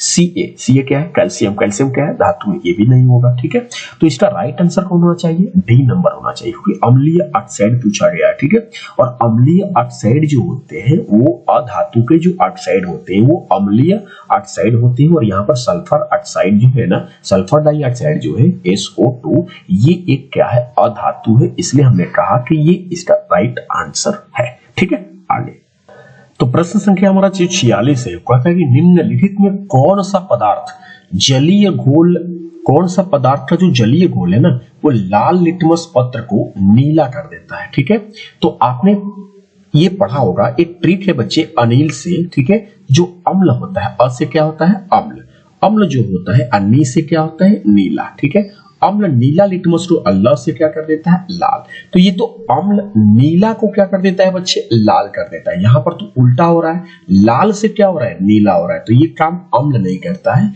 ये काम कौन करता है? क्षार करता है। ठीक है, क्षार क्या करता है कि लाल लिटमस पत्र को क्या कर देता है? नीला कर देता है। ठीक है, और ये प्रश्न पूछा जाए कि नीला लिटमस को लाल कौन करता है, तो ये काम अम्ल करता है। लेकिन लाल को नीला कौन करता है? तो लाल को नीला जो करते हैं वो क्षार करता है। ठीक है, इसलिए इस प्रश्न का राइट आंसर बी नंबर होना चाहिए। ठीक है, प्रश्न संख्या हमारा 47 नंबर प्रश्न है कि स्वस्थ शरीर का सामान्य पीएच मान कितना होता है। ठीक है, तो जो स्वस्थ शरीर का सामान्य पीएच मान होता है वो 7 से 7.8 के बीच होता है। ठीक है, तो ये भी याद रखें कि जो पीएच से अगर कोई प्रश्न पूछा जाए तो ये भी आप याद रखें कि जो 7 से अगर कम होता है बच्चे तो वो अम्लीय होता है। ठीक है, अगर 7 से ज्यादा आ जाए ना तो वो हम कहेंगे क्षारीय। क्या कहेंगे? क्षारीय। और 7 के बराबर हो, ठीक है, तो 7 के बराबर हो तो हम उसे बोलते हैं उदासीन। ठीक है, ये सब चीजें याद होनी चाहिए कि किसका पीएच मान कितना होगा, तो कौन अम्लीय होगा, कौन क्षारीय होगा, कौन उदासीन होगा। ठीक है, एक प्रश्न ये भी याद रखें कि देखो शुद्ध जल, ठीक है, शुद्ध जल का अगर पूछा जाए कि पीएच मान कितना होता है ना, तो शुद्ध जल का पीएच मान जो होता है बिल्कुल 7 होता है। ठीक है, और ये कई बार भी ये भी प्रश्न एग्जाम में आया हुआ है। ठीक है, चले आगे बढ़ते हैं। क्वेश्चन नंबर 48 यानी कि 48 नंबर, कहते हैं निम्नांकित यौगिकों में कौन जल में विलेय है। ठीक है, कार्बन डाइसल्फाइड, बेंजीन, मेथेन, ठीक है, और ग्लूकोज। ठीक है, तो कार्बन डाइसल्फाइड, बेंजीन और मेथेन ये जल में विलेय नहीं होते हैं। ठीक है, और जबकि ग्लूकोज जो होता है C6H12O6। ठीक है, ये सब चीजें याद रखी जाती है। ग्लूकोज का सूत्र क्या होता है? C6H12O6। ठीक है, बिल्कुल याद रखना, ग्लूकोज जल में क्या होता है? विलेय होता है। ठीक है, अच्छा कोई पूछे बेंजीन का सूत्र क्या होता है, क्या बताएंगे आप? C6H6 जरूर याद रखना, बेंजीन का सूत्र। मेथेन का सूत्र बताओ, CH4। ठीक है, कार्बन डाइसल्फाइड का सूत्र बताओ, CH2। ठीक है, तो इसका इस प्रश्न का राइट आंसर जो होना चाहिए वो डी नंबर होना चाहिए, ग्लूकोज। ठीक है, अब हम प्रश्न संख्या 49 की तरफ देखेंगे और हमारा प्रश्न 49 कहता है कि निम्नांकित में कौन अमलगम है। ठीक है, तो भाई अमलगम क्या चीज होती है? ठीक है, अमलगम हम तब कहेंगे जब एक धातु पारा हो, अब पारा के बाद दूसरा कोई भी धातु भैया चलेगा। ठीक है, अमलगम में एक पारा का होना जरूर होता है, मतलब कि आवश्यक होता है। ठीक है, तो आप देख लो क्या इसमें पारा है क्या? दोनों में नहीं है। इसमें है क्या? नहीं है। तो ए और सी तो ऐसे ही नहीं हुआ। Na और Hg इसमें पारा है, Hg। ठीक है, Hg को हम क्या बोलते हैं बच्चे? पारा। और मैंने एक प्रश्न भी बताया था, वो कौन सा धातु है जो कमरे के ताप पर द्रव अवस्था में पाया जाता है? आपने क्या बोला था? पारा बोला था। इसका रोल नंबर क्या होता है? 80 होता है। ठीक है, ये सब चीजें याद की जाती है। ठीक है, अच्छा अमलगम, अमलगम में एक पारा होना चाहिए और दूसरा कोई भी धातु हो। ठीक है, और एक इसका एक अच्छा सा उदाहरण मैं बता रहा हूं अमलगम का कि Hg और प्लस Ag यानी कि सिल्वर यानी चांदी। ठीक है, इनके मिश्रण को जो दांत होते हैं ना, दांत वाले जो डॉक्टर होते हैं ना, वो दांतों को भरने में इसी के मिश्रण का उपयोग करते हैं। ठीक है, तो इस तरह से हमने जाना अमलगम क्या चीज होती है। अमलगम में याद रखना बच्चे, एक पारा का होना अति आवश्यक है। ठीक है, इसलिए हमें ऑप्शन बी पर लगाया, बाकी तीनों ऑप्शन को हमने काट दिया। ठीक है, चलो अब हम चलेंगे अपने अगले प्रश्न की तरफ। 50 नंबर हमारा प्रश्न दिया जाता है कि निम्नांकित में कौन सी धातु जिंक सल्फेट के विलयन से जिंक को क्या कर सकती है, विस्थापित कर सकती है। ठीक है, तो आप एक बात मुझे बताओ कि यहाँ पर जिंक सल्फेट का तो क्या तुम सूत्र जानते हो? तो जिंक सल्फेट का सूत्र होता है ZnSO4। ठीक है, अब इसमें से आपको वो कौन सी इन चारों ऑप्शन में A, C, B, D इन चारों में से इसमें कौन सी धातु को रखे कि वो क्या कर सके, वो जिंक को विस्थापित कर दे। ठीक है, तो आप एक धातुओं की सक्रियता श्रेणी को पढ़े होंगे। इसमें सक्रियता श्रेणी में जो सबसे ऊपर जो होता है वो धातु सबसे ज्यादा क्रियाशील होता है। जैसे आपने पढ़ा होगा के बाद क्या आता है बच्चे, Na आता है, Na के बाद क्या आता है, Ca आता है, Ca के बाद क्या आता है, Mg आता है, Mg के बाद क्या आता है, Al आता है। ठीक है, उसके बाद क्या आता है, Zn आता है। तो आप इसमें देखोगे कि जो सबसे ऊपर होता है वो ज्यादा ही क्रियाशील होता है। ठीक है, और जैसे जैसे नीचे जाती है वो क्रियाशीलता घटती जाती है। ठीक है, तो आप यहाँ पर नोटिस करो कि यहाँ पर जो है आपका Zn है। ठीक है, और Zn के ऊपर कौन है, Al है, यानी Zn से ज्यादा क्रियाशील कौन हो गया, Al हो गया, एल्यूमिनियम हो गया। ठीक है, इसलिए इस प्रश्न का राइट आंसर जो होना चाहिए एल्यूमिनियम। ठीक है, तो आप यहाँ पर क्या भर देंगे, एल्यूमिनियम। ठीक है,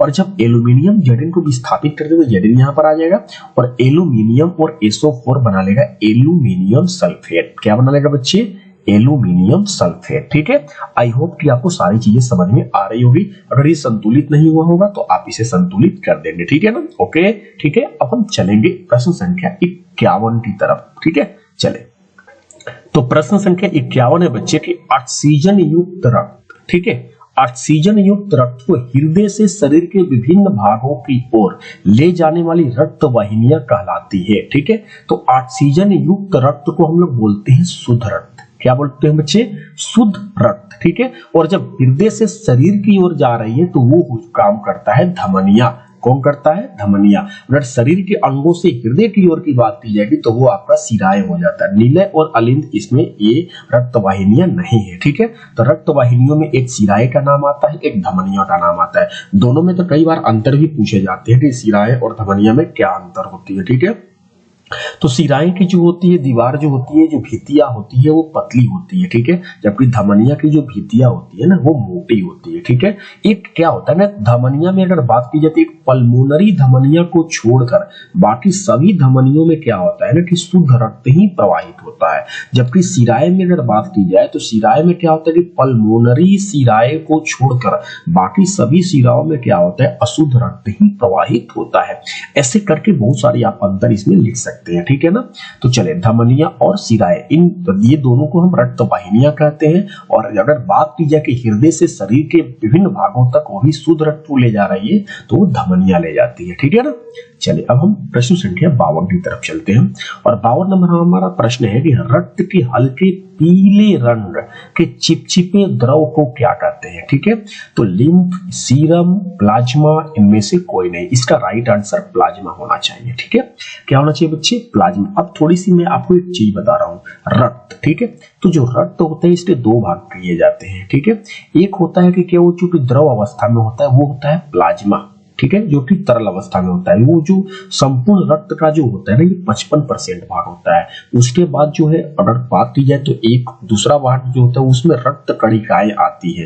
रक्त कणिकाएं जिसमें आपने पढ़ा होगा, एक आती है RBC रेड ब्लड सेल, एक होता है WBC व्हाइट ब्लड सेल, एक होता है प्लेटलेट्स, है ना, जो कि रक्त को थक्का बनाने में क्या करती है, मदद करती है। ठीक है, तो इसका राइट आंसर क्या होना चाहिए बच्चे, प्लाज्मा। ठीक है, अब हम चलेंगे प्रश्न संख्या 53 की तरफ। ठीक है, 53 नंबर हमारा प्रश्न है कि किन पौधों की पत्तियों पर अस्टोमाटा अनुपस्थित होते हैं। तो पहली बात है कि क्या लिखा हुआ यहाँ पर, अस्टोमाटा। ठीक है, तो जो पत्तियां होती है ना पेड़ पौधे की, जो पत्तियों पर क्या होते हैं कि छोटे छोटे छिद्र पाए जाते हैं। ठीक है, और उन छिद्रों को आप इसे रंध्र भी बोलते हैं या आप इसे अंग्रेजी में अस्टोमाटा भी कहते हैं। ठीक है, और रही बात की इसमें किसमें अनुपस्थित होते हैं, तो ये एंजियोस्पर्म, इसका आंसर दिया हुआ है। ठीक है, एंजियोस्पर्म, ये याद रखें। अब रही बात एंजियोस्पर्म की, तो ये पादपों का सबसे बड़ा वर्ग होता है बच्चे। ठीक है, यह एक पुष्पी पादप होता है एंजियोस्पर्म। ठीक है, तो अब हम चलेंगे प्रश्न संख्या 54 की तरफ। 54 नंबर हमारा प्रश्न ये है कि किण्वन क्रिया पाई जाती है यीस्ट में, हाइड्रा में, अमीबा में, इनमें से कोई नहीं। ठीक है, तो जो किण्वन की जो क्रिया है वो यीस्ट में पाई जाती है। ठीक है, और एक बात पूछा जाए कि किण्वन है क्या। ठीक है, तो आप याद रखें किण्वन जो है ना एक सूक्ष्म जीवों के द्वारा जटिल कार्बनिक पदार्थों को, ठीक है, जटिल कार्बनिक पदार्थों को सरल कार्बनिक पदार्थों में परिवर्तित करने की क्रिया को हम क्या कहते हैं, किण्वन कहते हैं। ठीक है, याद रखें, मैं फिर से बोल रहा हूं, सूक्ष्म जीवों के द्वारा जटिल कार्बनिक पदार्थों को सरल कार्बनिक पदार्थों में तोड़ने की क्रिया को हम क्या कहते हैं, किण्वन कहते हैं। ठीक है, ठीक है, किण्वन की प्रक्रिया के माध्यम से जो यीस्ट होता है ना, कौन यीस्ट जो होता है वो क्या करता है कि शर्करा को कार्बन डाइऑक्साइड और एल्कोहल में क्या कर देता है, परिवर्तित कर देता है। ठीक है, तो याद रखें बच्चे, इसका राइट आंसर जो होना चाहिए 54 का वो होना चाहिए ए नंबर, ईस्ट। ठीक है, अगला हमारा प्रश्न क्या है कि पूर्ण विकसित अंडाशय कहलाता है। मैं फिर से बोल रहा हूं, सवाल है हमारा पूर्ण विकसित अंडाशय कहलाता है। ठीक है, तो इसका राइट आंसर जो होना चाहिए बच्चे वो होना चाहिए फल। ठीक है, याद रखें, पूर्ण विकसित अंडाशय जो होता है वो फल को कहते हैं। ठीक है, अगर बात की जाए अंडाशय की, तो अंडाशय जो होता है वो पुष्प का मादा जनन अंड होता है। ठीक है, पुष्प का मादा जनन अंड होता है, कौन, अंडाशय होता है। ठीक है, और पूर्ण विकसित अंडाशय को हम क्या कहते हैं, फल कहते हैं। ठीक है, अगला सवाल क्वेश्चन नंबर 56 है कि ग्लूकोज का रासायनिक सूत्र क्या है। मैंने कई बार बताया बच्चे कि जो ग्लूकोज का जो सूत्र होता है C6H12O6। ठीक है, ये आपका ग्लूकोज का सूत्र होता है और ये जो सूत्र है आपका चीनी का सूत्र है C12H22O11। ठीक है, चलिए आगे। अगला मेरा सवाल है कि निम्नलिखित में से किसे पौधे का प्रकाश संश्लेषी इकाई कहते हैं। ठीक है, तो प्रकाश संश्लेषी इकाई जो बच्चे उसको कहते हैं क्लोरोप्लास्ट को, या इसे हरित लवक भी कहते हैं। हरित लवक जिसमें क्लोरोफिल पाया जाता है, जिसकी वजह से पेड़ पौधे की पत्तियां जो होती है वो हरी होती है। ठीक है, चलिए आगे। अंडोत्सर्ग क्या लिखा है बच्चे, अंडोत्सर्ग। तो अंडोत्सर्ग का कारण क्या है, तो अंडोत्सर्ग की परिभाषा क्या होती है कि अंडा प्लस उत्सर्ग। ठीक है, अगर आप इसका संधि विच्छेद करें तो अंडोत्सर्ग अंडा प्लस उत्सर्ग, यानी कि अंडाशय से एक अंडे का मुक्त होने की क्रिया को क्या कहते हैं, अंडोत्सर्ग कहते हैं। ठीक है, और ये जो होता है कहते हैं कि इसका कारण क्या होता है, तो इसका कारण है ल्यूटिनाइजिंग हार्मोन। ठीक है, मैं लिख देता हूं यहां पर ल्यूटिनाइजिंग, ठीक है, हार्मोन। ठीक है, यानी कि LH, ये बच्चे याद रखें। चलो फिर से पूछते हैं, अंडोत्सर्ग क्या होता है, तो इसका संधि विच्छेद कर लो, अंडा प्लस उत्सर्ग, यानी कि अंडाशय से एक अंडे के मुक्त होने की क्रिया को क्या कहते हैं, अंडोत्सर्ग कहते हैं, जो कि प्रत्येक 28-30 दिन बाद क्या होता है, एक अंडा अंडाशय से परिपक्व होता है। ठीक है ना, और ये जो होता है किसके कारण होता है, तो ल्यूटिनाइजिंग हार्मोन, जिसको हम लोग बोलते हैं LH। ठीक है बच्चे, आगे क्वेश्चन नंबर 59। क्वेश्चन नंबर 59, निम्नलिखित जीवों में किसमें अलैंगिक जनन द्विखंडन द्वारा नहीं पाई जाती है। यहां पर ध्यान देना बच्चे, नहीं पाई जाती है। तो लिस्मानिया में तो द्विखंडन होता है। ठीक है, पैरामीशियम में भी क्या होता है, द्विखंडन होता है। ठीक है, अमीबा में भी सारे बच्चे जानते हैं द्विखंडन होता है। तो भाई अब क्या बचा, ईस्ट हो चाहे हाइड्रा हो। ठीक है, इन दोनों में क्या होता है, मुकुलन होता है। और कई बार प्रश्न आया भी है, तो हमसे तो नहीं पूछा है, तो नहीं तो द्विखंडन नहीं होता है, तो किसमें नहीं होता है, ईस्ट में नहीं होता है, यानी कि हाइड्रा में नहीं होता है। तो ईस्ट और हाइड्रा से सवाल कई बार एग्जाम में पूछे जाते हैं। ठीक है, चले आगे। तो 60 नंबर प्रश्न है हमारा बच्चे कि प्रकृति में ऑक्सीजन का संतुलन कैसे बना रहता है। ठीक है, संयोजक क्रिया द्वारा, प्रकाश संश्लेषण द्वारा, अपघटन द्वारा, इनमें से कोई नहीं। तो भाई प्रकृति में ऑक्सीजन का जो संतुलन है वो प्रकाश संश्लेषण के द्वारा होता है। प्रकाश संश्लेषण किसे कहते हैं, तो पेड़ पौधे की भोजन बनाने की एक विधि है। ठीक है ना, और इसमें क्या होता है, पेड़ पौधे जो होते हैं वही CO2 को ग्रहण करते हैं और हमको देते हैं ऑक्सीजन। ठीक है, इस तरह से संतुलन क्या रहता है, हमेशा बना रहता है। ठीक है, आगे अगला मेरा प्रश्न है 61 नंबर कि भोजन के पाचन में निम्नलिखित में किस रस की भूमिका होती है। ठीक है, तो ऑप्शन है पीत रस, अग्नाशय रस, आंत रस और इनमें से सभी। तो बच्चे पीत रस जो होता है जो कि यकृत से स्रावित होता है, ठीक है, जो कि छोटी आंत में जाता है, तो ये तो पीतरस का भी जरूरत पड़ती है। अग्नाशय से भी एंजाइम निकलते हैं, ट्रिप्सिन, एमिलेज एंजाइम, ये सभी जो होते एमाइलेज है ना, तो ये सब चीजें होती है अग्नाशय से भी जाती है, रस छोटी आंत में जाती है जिसको अग्नाशयिक रस भी कहते हैं, और छोटी आंत से भी रस निकलता है जिसे आंत रस कहते हैं। इसका मतलब ये हुआ कि भोजन को पचाने में तीनों की तीनों मदद करते हैं, पीतरस भी, अग्नाशय रस भी, आंत रस भी। इसलिए इसका राइट आंसर क्या होना चाहिए बच्चे? डी नंबर होना चाहिए। ठीक है, अब हमारा जो 62 नंबर प्रश्न है, ट्रिप्सिन, ठीक है, क्या बच्चे लिखा है? ट्रिप्सिन। तो ट्रिप्सिन नामक एंजाइम पाया जाता है। ठीक है, तो आपको मैं बता दूं कि जो अग्नाशय रस होता है ना बच्चे, उसमें 3 तरह के एंजाइम होते हैं। कितने? 3 तरह के। एक होता है एमिलेज, ठीक है, क्या होता है बच्चे? एमिलेज, ठीक है। एक दूसरा होता है ट्रिप्सिन, क्या होता है? ट्रिप्सिन। ये सब चीजें याद की जाती है, ठीक है। और तीसरा होता है लाइपेज, लाइपेज, ठीक है। तो ये पूछा है ट्रिप्सिन नामक एंजाइम पाया जाता है, तो भाई अग्नाशय में ही ट्रिप्सिन पाया जा रहा है। पूछा कि एमिलेज नामक एंजाइम पाया जाता है, तो भाई अग्नाशय में ही पाया जाता है। लाइपेज नामक एंजाइम पाया जाता है, ये भी अग्नाशय में पाया जाता है कि नहीं? तो ये जो एमिलेज जो है ना, ये स्टार्च का पाचन करता है। किसका पाचन करता है? स्टार्च का। और जो ट्रिप्सिन है, ये प्रोटीन का पाचन करता है। किसका करता है बच्चे? प्रोटीन का। और जो लाइपेज है, ये करता है वसा का पाचन करता है। किसका? वसा का, ठीक है। तो इस तरह से हमारा जो 62 का राइट आंसर जो होना चाहिए वो बी नंबर होना चाहिए। ठीक है, कौन सा नंबर? B number. अब हम आगे बढ़ेंगे। तो हमारा प्रश्न संख्या 63 है, आहार नाल का सबसे लंबा भाग क्या है? ठीक है, तो आहार नाल का जो सबसे अगर लंबा भाग पूछा जाए ना, तो वो होता है छोटी आंत, ठीक है। इसे हम बोलते हैं क्षुद्रांत भी बोलते हैं, ठीक है। क्या बोलते हैं बच्चे? क्षुद्रांत भी कहा जाता है, ठीक है। छोटी आंत आहार नाल का सबसे लंबा भाग होता है, ठीक है।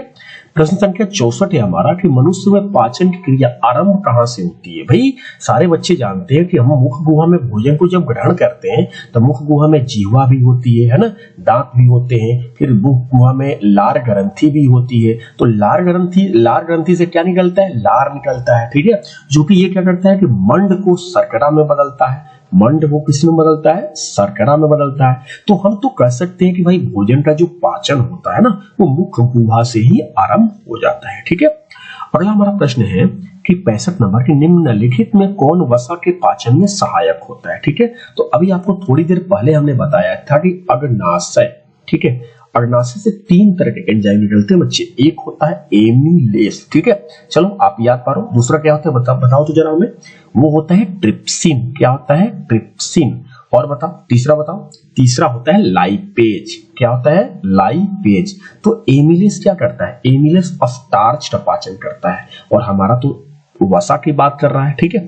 ट्रिप्सिन क्या करता है? ट्रिप्सिन तो प्रोटीन का पाचन करता है, ठीक है, ये भी नहीं होगा। लाइपेज करता है किसका? वसा का पाचन करता है। इसलिए इस प्रश्न का राइट आंसर जो होना चाहिए लाइपेज होना चाहिए, यानी कि बी नंबर इसका राइट आंसर होना चाहिए, ठीक है।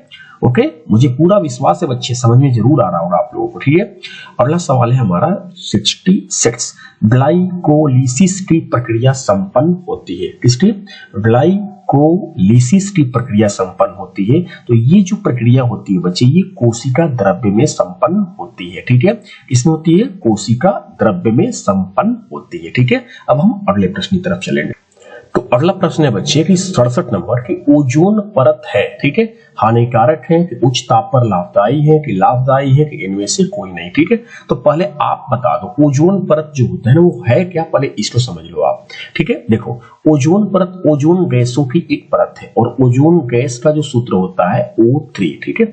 ओजोन गैस का सूत्र होता है O3। अब ये करता क्या है? ठीक है, लास्ट में हम डिसाइड करेंगे कि ये लाभदायी है कि हानिकारक है, ठीक है।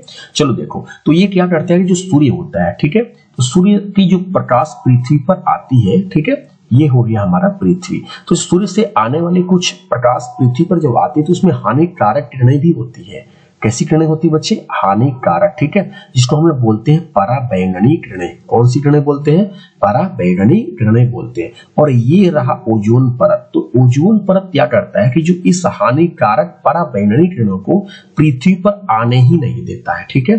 तो अब आप डिसाइड करो कि जब ओजोन परत हानिकारक पराबैंगनी किरण को पृथ्वी पर आने नहीं दे रहा है, तो अब मुझे बताओ कि क्या ओजोन परत हानिकारक है कि लाभदायक है? तो सारे बच्चे बोलेंगे कि नहीं नहीं लाभदायक है, ठीक है, क्योंकि अगर पराबैंगनी किरणें पृथ्वी पर आना शुरू हो जाएगी तो तरह तरह के भयंकर रोग होने शुरू हो जाएंगे, जैसे त्वचा कैंसर जैसी रोग, ठीक है ना। आपने अक्सर ये सब चीजें पढ़ा भी होगा, ठीक है। तो ओजोन परत, ये भी पूछा जाता है किस गैसों की परत है, तो ओजोन गैस। और ओजोन गैस का सूत्र क्या होता है, O3। और ये कहां पर ओजोन परत पाया जाता है, कौन से मंडल में, तो समताप मंडल में पाया जाता है। ये भी प्रश्न आप इसे याद रखें, ठीक है। अब हम 68 नंबर पे चलेंगे। तो 68 नंबर हमारा प्रश्न है कि निम्नलिखित में कौन फूल में नर प्रजनन अंग है, ठीक है। तो फूल का अगर नर प्रजनन अंग की बात की जाएगी ना, तो वो हो जाएगा आपका पुंकेसर, ठीक है। क्या हो जाएगा बच्चे, पुंकेसर। इसी में होता है पराग कोश होता है, ठीक है। इसी में क्या होता है, तंतु होता है, ठीक है। तो ये सब चीजें याद रखी जाती है। अगर फूल में नर प्रजनन अंग की बात की जाए तो पुंकेसर, अगर मादा प्रजनन अंग की बात की जाए तो वो हो जाएगा स्त्री केसर, ठीक है। अब स्त्री केसर में क्या होती है कि बहुत सारी चीजें आती है, जैसे आपने सुना होगा वर्ती कागर, ठीक है, वर्ती कागर आ जाएंगी, ठीक है। इसमें आ जाएगा वर्तिका आ जाएगी, ठीक है। और इसमें एक अंडाशय, ठीक है। ये सब स्त्री केसर यानी कि मादा जनन अंग होते हैं, ठीक है। तो चलो ठीक है, पुंकेसर, स्त्री केसर, ये सब चीजें याद होनी चाहिए, ठीक है। पुंकेसर में क्या क्या होते हैं, परागकोश और तंतु होते हैं। स्त्री केसर में कौन कौन आते हैं, वर्तिका, वर्तिका, अंडाशय, ये सब चीजें याद होनी चाहिए। अब हम चलेंगे प्रश्न संख्या 69। ये कहता है कि पौधों में श्वसन क्रिया के अंतर्गत एटीपी के टूटने से कितनी ऊर्जा मुक्त होती है। सबसे पहले बताओ, एटीपी का फुल फॉर्म याद है, इसे याद करो। एटीपी का फुल फॉर्म होता है एडिनोसिन ट्राइफॉस्फेट। मैं लिख देता हूं यहां पर एडिनोसिन, ठीक है, ट्राइफॉस्फेट। ये सब चीजें याद होनी चाहिए आपको, एडिनोसिन ट्राइफॉस्फेट, ठीक है। और ये जो होता है इसे हम एटीपी को हम ना कोशिकाओं की ऊर्जा मुद्रा भी कहते हैं, ऊर्जा मुद्रा भी कहा जाता है, ठीक है। और ये पौधों में जब शोषण होता है ना, तो एटीपी के टूटने से 30.5 किलो जूल प्रति मोल ऊर्जा मुक्त होती है। इसलिए हमारा जो राइट आंसर होना चाहिए ई नंबर होना चाहिए, ठीक है। तो आप एटीपी का फुल फॉर्म याद रखें, और इसे ऊर्जा मुद्रा भी कहा जाता है। और उस पौधे में श्वसन क्रिया के दौरान 30.5 किलो जूल प्रति मोल ऊर्जा मुक्त होती है, ठीक है। अब हम चलेंगे प्रश्न संख्या 70, ठीक। तो 70 है कि इथाइल एल्कोहल किस प्रकार के शोषण से बनता है। तो इथाइल एल्कोहल जो है ना, ये अवायवीय शोषण से बनता है। वैसे आपने शोषण पढ़ा होगा कि शोषण दो होते हैं, एक होता है वायवीय, ठीक है, और एक होता है अवायवीय, ठीक है। ये जो होता है वायवीय शोषण ऑक्सीजन की उपस्थिति में होता है, जबकि अवायवीय शोषण जो होता है ऑक्सीजन की अनुपस्थिति में होता है, ठीक है। ये जो होता है उच्च कोटि के जीवों में पाया जाता है और ये निम्न कोटि के जीवों में पाया जाता है। ये सब चीजें याद रखी जाती है, ठीक है। तो इथाइल एल्कोहल की बात की जाए या एथेनॉल की बात की जाए तो ये अवायवीय शोषण में से बनता है, ठीक है। अब हम चलेंगे प्रश्न संख्या 71। तो 71वां प्रश्न है कि रक्त में उपस्थित कौन सी कणिकाएं श्वसन गैसों के परिवहन में भाग लेती है। तो वो होती है बच्चे लाल रक्त कणिकाएं, जिसे हम लोग बोलते हैं RBC, रेड ब्लड सेल, ठीक है। जरूर याद रखें, रक्त का पीएच मान अगर पूछा जाए तो रक्त का पीएच मान 7.4 होता है, ठीक है। ये सब चीजें याद होनी चाहिए। रक्त का 7.4 है तो ये कौन सा माध्यम हो गया, ये तो अम्लीय हो गया, ठीक है। कौन सा हो गया बच्चे, एक मिनट, 7 से ज्यादा होता है तो अम्लीय नहीं होता है, 7 से ज्यादा होता है तो क्या होता है, क्षारीय होता है, ठीक है। और 7 से कम होगा तो अम्लीय बोला जाएगा, ठीक है ना। अब हम आगे बढ़ेंगे। तो अगला नंबर हमारा प्रश्न है बच्चे कि पादप अपशिष्ट जमा होते हैं, ठीक है। तो पादप अपशिष्ट जो होते हैं ना, यानी कि पादपों के द्वारा जो अपशिष्ट पदार्थ है वो सब जमा होते हैं। तो पत्तियों में भी जमा होते हैं, छाल के रूप में भी जमा होते हैं और कोशिकीय रिक्तिकाओं में भी जमा होते हैं। इसलिए इस प्रश्न का राइट आंसर इन सभी में हो जाएगा, ठीक है। अब हम चलेंगे प्रश्न संख्या 73 नंबर। 73 नंबर हमारा प्रश्न है कि मनुष्य की आहार नाल का कौन सा भाग किसी एंजाइम को स्रावित नहीं करता है, ठीक है। तो मुंह से ही तो भोजन का पाचन होता है, ये तो करता है, ठीक है। आमाशय में भी बहुत सारी हाइड्रोक्लोरिक अम्ल होते हैं, जठर ग्रंथियां होती है जो भोजन को पचाने का काम करते हैं, है ना। तो भोजन का तो पाचन तो आमाशय में भी कुछ होता है, लेकिन भोजन का संपूर्ण पाचन माना कि छोटी आंत में होता है, ठीक है। लेकिन फिर भी तो आमाशय में तो होता है ना हल्का फुल्का। तो यहाँ पर जो है मुंह नहीं होगा, आमाशय भी नहीं होगा। हाँ, इसका आंसर राइट आंसर हो जाए ग्रास नली, क्योंकि ये किसी भी एंजाइम को स्रावित नहीं करता है बच्चे, ठीक है। अब हम चलेंगे 74 नंबर। 74 नंबर हमारा प्रश्न है बच्चे कि मूत्र की सांद्रता किसकी उपस्थिति पर निर्भर करती है। Thyroxine, ADH, vasopressin, melatonin. ठीक है, तो इस प्रश्न का राइट आंसर है बच्चे ADH। ठीक है, ADH का मतलब होता है एंटी।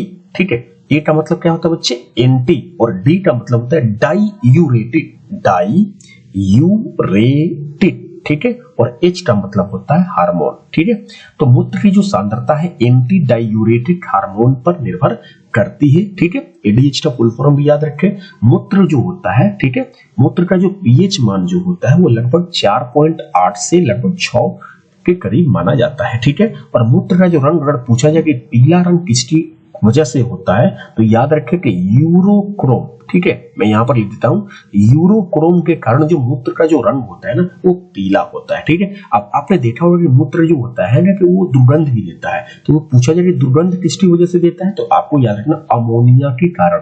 ठीक है, किसके कारण, अमोनिया के कारण जो होता है मूत्र जो होता है वो दुर्गंध देता है। ठीक है, ओके। मूत्र का जो स्वभाव होता है यानी मूत्र जो होता है ये एक तरह से एक अम्लीय माना जाता है। क्या माना जाता है, अम्लीय। ठीक है, अब हम चलेंगे अपने प्रश्न संख्या 75 की तरफ।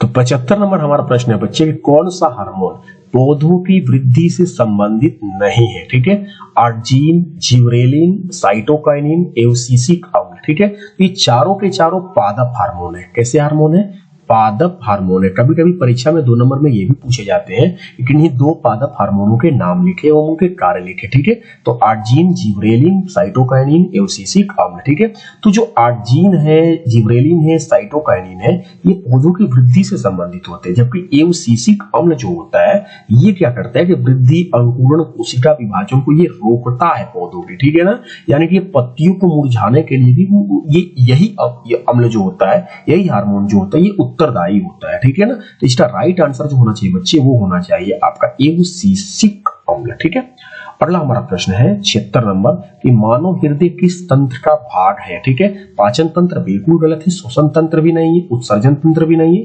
परिवहन तंत्र इसका राइट आंसर है। ठीक है, अब हम चलेंगे प्रश्न संख्या 77 की तरफ। कह रहा है कि 77 की जीव विज्ञान की वह शाखा जो गुणों के वंशानुक्रम के अध्ययन से संबंधित है, तो कोशिका विभाजन या अनुवांशिकी या क्रमिक विकास इनमें से कोई नहीं, तो इसे हम बोलते हैं अनुवांशिकी। ठीक है, और अनुवांशिकी के जनक इसे कहा जाता है तो मेंडल को कहा जाता है। ये भी प्रश्न कई बार एग्जाम में पूछे गए हैं। ठीक है बच्चे, अब हम चलेंगे 78 नंबर कहता है श्वसन की क्रिया में निम्नलिखित में किस गैस को ग्रहण किया जाता है। तो अगर जीव जंतु की बात की जाए तो वो ऑक्सीजन को क्या करते हैं, ग्रहण करते हैं। ठीक है ना, इस प्रश्न का राइट आंसर O2 हो जाएगा। 79 ग्लूकोज में कार्बन के कितने परमाणु होते हैं। पहले आप ग्लूकोज का सूत्र बताओ। ग्लूकोज का सूत्र होता है C6H12O6। तो यहाँ पर आप चेक करो कार्बन कितने परमाणु हैं, 6, तो इसका राइट आंसर बी नंबर होना चाहिए 6। ठीक है, अब हम लास्ट प्रश्न की तरफ आ गए हैं 80 नंबर। ठीक है, 80 नंबर प्रश्न है हमारा कि मस्तिष्क में अनैच्छिक क्रियाओं का नियंत्रण केंद्र अवस्थित होता है। तो पहले बात बताओ अनैच्छिक क्रिया किसे कहते हैं, कि जिस पर आपका कंट्रोल ना हो, जैसे धड़कन। ठीक है, आपकी जो दिल की जो धड़कन है वो तो आपके कंट्रोल में है नहीं। ठीक है ना, छींक आना है ना, उल्टी आना, तो ये सब चीजें जो होती है ना ये अनैच्छिक क्रियाओं के अंतर्गत आती है। और ये जो कार्य होता है ये इसका जो नियंत्रण का केंद्र होता है ये मेडुला होता है बच्चे। क्या होता है, मेडुला। ठीक है, आई होप कि आपको सारी चीजें समझ में आ रही है बच्चे।